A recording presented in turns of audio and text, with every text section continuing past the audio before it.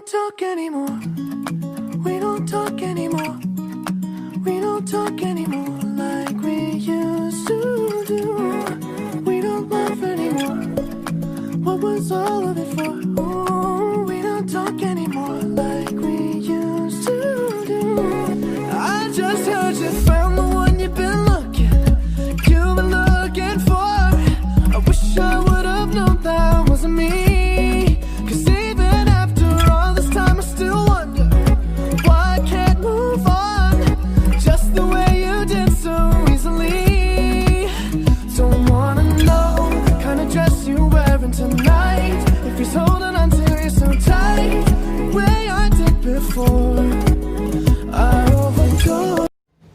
Selamat pagi Mbak.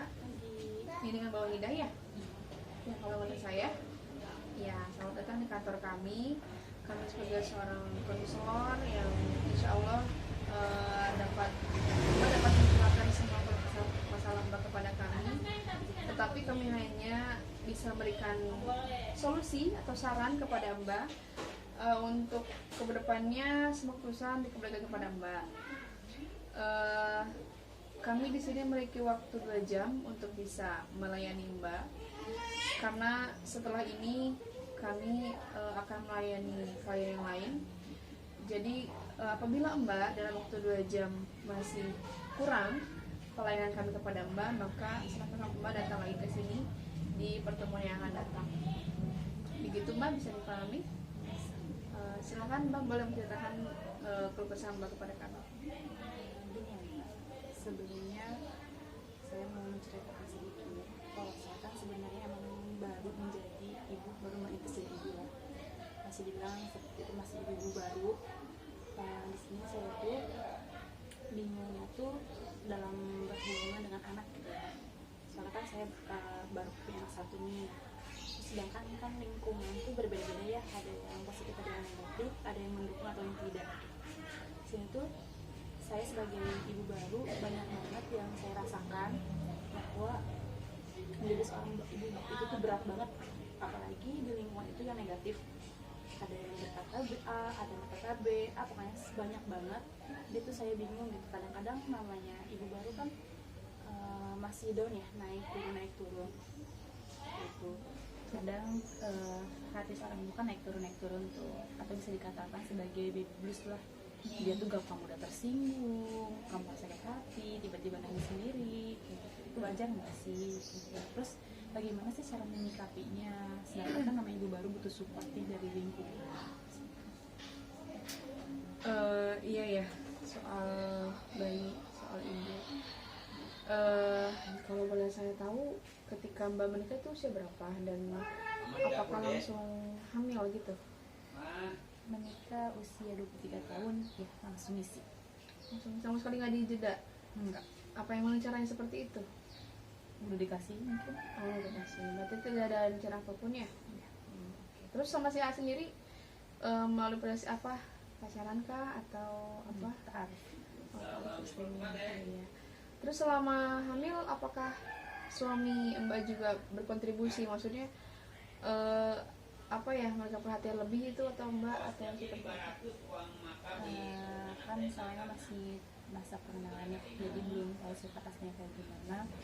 Mungkin kurang sih menurut saya.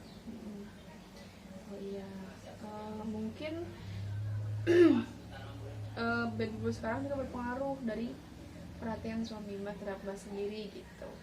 Jadi ada faktor internal antara Mbak dan juga suami, mungkin karena iya tadi Mbak belum kenal apa gimana, jadi aku yang sekarang gitu. Terus sekarang apa yang Mbak rasakan gitu? Maksudnya ketika mengalami itu apa yang Mbak lakukan gitu? Cari semangat sendiri aja.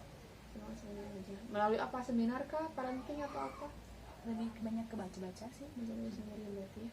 Ada punya ini nggak Mbak, komunitas atau grup atau ibu-ibu muda gitu Ya, ada di grup WhatsApp kan. ya. Terus gimana pengaruh mereka terhadap Mbak yang Mbak alami? Sangat memotivasi sekali. Nah, itu kan ada grup-grupnya ya di WhatsApp ya.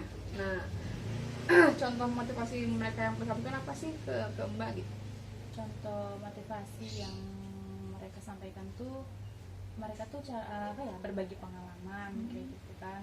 Ternyata aku tuh nggak sendiri loh, banyak korban yang kayak aku, cuman mereka saling support aja, jadi kita juga membangun motivasi sendiri gitu. Cuman ya kadang namanya baby blues kan kadang-kadang ya adalah gitu ya, naik turun. Iya. Terus selain suami, terus grup itu apa yang memotivasi Mbak supaya bisa oke jangan kayak gini terus gitu? Diri sendiri ya pasti. Diri sendiri sama Allah ya pasti. Oke. Menurut saya mungkin sebagai iya langkah Mbak sudah benar gitu, sudah mau survive dengan diri sendiri dan menerima keadaan yang ada, walaupun mungkin memang sulit ya bagi ibu muda gitu. Dan alhamdulillahnya lingkungan Mbak juga bagus, maksudnya membawa pengaruh positif buat Mbaknya, jadi Mbak tidak tertekan sendiri gitu. Ya mungkin apa sih namanya ya, lingkungan Mbak sudah positif, sudah bagus, suami juga sudah memberikan pengaruh positif, maksudnya menenangkan lah ketika Mbak sedang lebih blues. Terus ada juga lingkungan grup WhatsApp yang sangat-sangat berpengaruh dalam hidup Mbak kan. Terus mungkin Mbak juga harus pintar lagi kayak memilih lingkungan yang baik buat Mbak. Terus cobalah hal-hal yang negatif yang Mbak dengar itu tuh jangan didengerin semua gitu, masuk semua gitu. Apa sih yang positifnya ambil, yang jelek jangan gitu. Jadi yang jelek itu anggap aja sebagai motivasi Mbak supaya oke, jangan kayak gini gitu, biar aku teh iya mungkin tadi kan Mbak sudah ikutan komunitas di grup, terus alhamdulillah suami juga memberikan arahan positif gitu, memberikan semangat ketika Mbak lagi down gitu.